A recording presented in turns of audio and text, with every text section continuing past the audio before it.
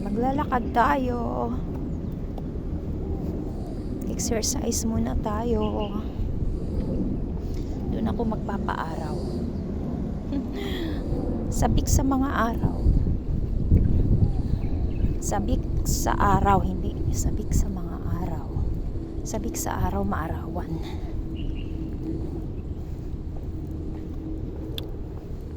Dito tayo maglakad-lakad.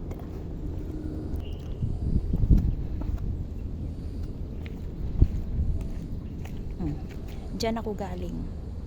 So dito tayo magpapaaraw, di ba? Napakalinis. Napakaganda pasyalan.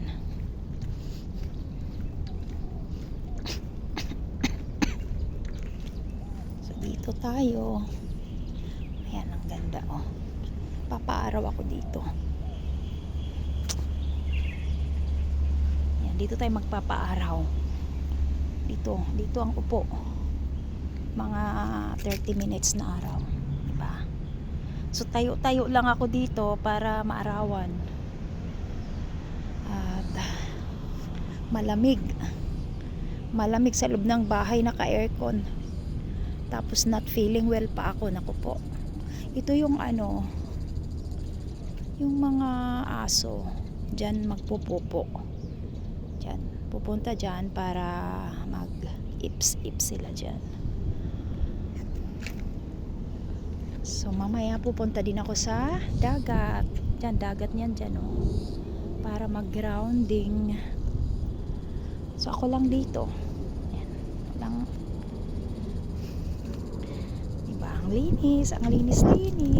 At saka ang sarap tambayan. Pero walang nakatambay. Diba? Eh kung sa atin pa to, puno ng tao. Sabik sa mga ganitong lugar na maaliwalas. Mga tao kasi dito nasa taas lang sila ng bahay.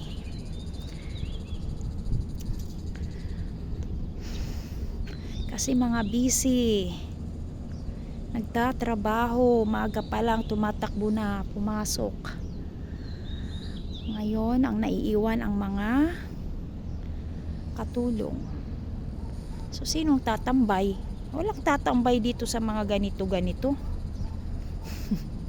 Sa atin maraming tambay kasi free time maghapon. Nakaupo lang ang karamihan sa loob ng bahay. Walang mga trabaho. Dito, babae man o malalaki, may mga trabaho.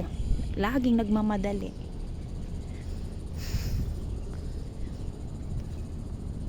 Dito tayo paaraw.